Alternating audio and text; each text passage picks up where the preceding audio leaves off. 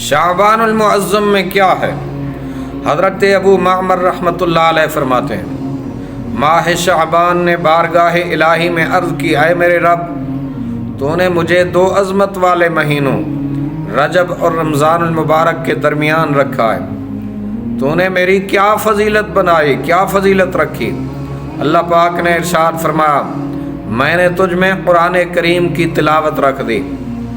پیارے اسلامی بھائیوں، شعبان المعظم میں خوب نیکیاں کیجیے، خوب ذکر و اذکار، درود پاک اور تلاوت قرآن کریم کر کے اس عظمت والے مہینے کی خوب تعظیم کریں۔ اس عظمت والے مہینے کی اہمیت کے لیے اتنا ہی کافی ہے کہ اس کے بارے میں ہمارے آقا و مولا صلی اللہ علیہ وآلہ وسلم نے ارشاد فرمایا، شہر شعبان شہری، یعنی ماہ شعبان یہ میرا مہینہ ہے۔ مسند الفردوس میں یہ حدیث پاک موجود ہے۔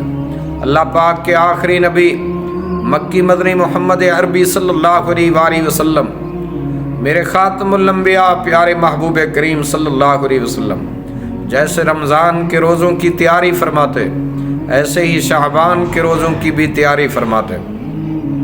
آپ صلی اللہ علیہ وآلہ وسلم نے تعظیم رمضان کے لیے شعبان کے روزوں کو سب سے افضل روزے قرار دیا، جیسا کہ جنتی صحابی حضرت انس رضی اللہ عنہ سے روایت ہے، رسول اللہ صلی اللہ علیہ وآلہ وسلم سے سب سے افضل روزوں کے بارے میں پوچھا گیا، آپ صلی اللہ علیہ وسلم نے فرمایا رمضان کی تعظیم کے لیے شعبان المعظم کے روزے۔ صحیح ترمذی جلد 2 صفحہ نمبر 145۔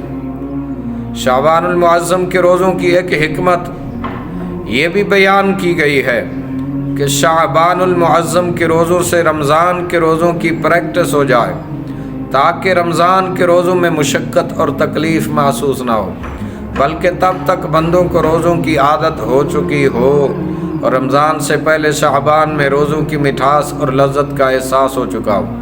لہذا جب ماہ رمضان آئے تو بندہ چستی کے ساتھ رمضان کے روزے رکھنے لگے۔